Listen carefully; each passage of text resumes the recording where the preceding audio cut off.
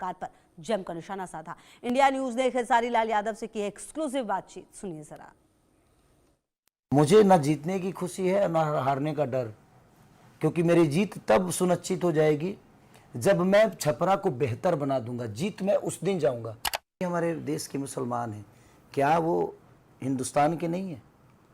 मुल्ला शब्द मैंने कितनी आपत्तिजनक आप बात बोल रहे हैं। इसका मतलब आप उसको नींद भावना से देखते हैं ना, गंदे भावना से देख रहे हैं, तभी तो उस शब्द का उच्चारण कर रहे हैं आप जी। के नाम पे, मंदिर मस्जिद के नाम पे जो वोट लेते हैं, लोगों को लड़ाते हैं, मुझे उनसे प्रॉब्लम है।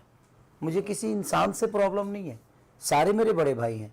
2014 में हमारे माननीय प्रधानमंत्री मोदी जी आए थे यहाँ पे छपरा में, तो बोले थे कि अगली बार आऊँगा तो यहीं की चीनी का चाय पीऊँगा। वो चाय पीते जरूर हैं, बट वो आज तक यहाँ वो चीनी उत्पन्न नहीं हुआ जिस चीनी के वो चाय पी लें। नमस्कार, इंडिया न्यूज में आपका स्वागत है। और हम लोग बैठे हैं बिहार का सबसे हॉट सीट माने जाने वाला छपरा विधानसभा सीट। एक जमाना था जब यह सीट लालू यादव के नाम से बहुत ट्रेंड करता था, लेकिन आज हमारे साथ खुद बैठे हैं ट्रेंडिंग स्टार खेसारी लाल यादव और शत्रुघ्न यादव।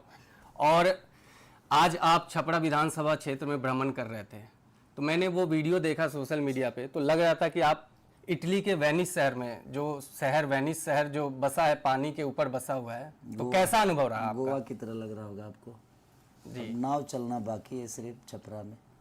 देखिए, सबसे बड़ी कि मेरा विषय, मेरा चुनाव लड़ना नहीं, मैं यहाँ से किसी से लड़ने नहीं आया हूँ। मुझे नेतृत्व मिला है और उसके बाद जब मैं आया और यहाँ की व्यवस्था देखी तो उससे मेरी लड़ाई है। यहाँ की समस्या से लड़ाई है। जो नाले का प्रॉब्लम है, ना चौड़ीकरण हुआ है, टूट तो लोगों का घर गया है, बट आज तक वो चीज़ें बनी नहीं। और हमारे 10 साल से विधायक जो एनडीए के हैं, वो तो इसी शहर में रहते हैं, उनका भी घर डूबता है। मैं भी सभा करके आ रहा था तो देखा कि डीएम आवास भी डूबा हुआ है, एसपी आवास डूबा हुआ है। तो बताइए, जब यहाँ के प्रशासन, सरकार के लोग ही डूबे हुए हैं, तो फिर आम जनता की क्या स्थिति होगी? तो मेरी लड़ाई उससे है। मैं किसी से लड़ने और किसी सरकार से लड़ने नहीं, बल्कि इस सरकार की व्यवस्था से लड़ने आया हूँ। सरकार बुरी नहीं होती है। अगर सरकार बुरी होती तो जयपुर में भी, तो चाहे राजस्थान देखिए, दिल्ली देखिए, बाकी जगहों को देखिए ना, वहाँ भी तो सरकार ही चलाती है ना। तो सरकार बुरी नहीं होती है। मुझे लगता है कि चलाने वाले लोगों में फॉल्ट होती है जी। और उनकी विचारधारा जो होती है वो जनता के लिए कितनी प्यारी होती है, कितनी बेहतर होती है, ये उन पे निर्भर करता है। एक सवाल है, जो आपके इंडस्ट्री से जुड़े हुए लोग भी जो आज विपक्ष में हैं, तो जिस तरीके से वो लोग शुरुआत से ही आप पे कटाक्ष कर रहे हैं, आपको टारगेट कर रहे हैं एक तरीके से, चाहे वो रवि किशन हो, चाहे मनोज तिवारी हो। मनोज तिवारी ने भले उस लहजे में नहीं कटाक्ष किया आपको, लेकिन रवि किशन ने किया। फिर उसके बाद दिनेश लाल यादव जो पूर्व सांसद भी रहे हैं आजमगढ़ से, उनका एक शब्द था बड़ा ही एक क्रूशियल एक शब्द है, मतलब एक कॉम्युनल वर्ड है। तो उस शब्द को लेकर भी एक सवाल है कि उस पर आपका अभी तक प्रतिक्रिया नहीं है।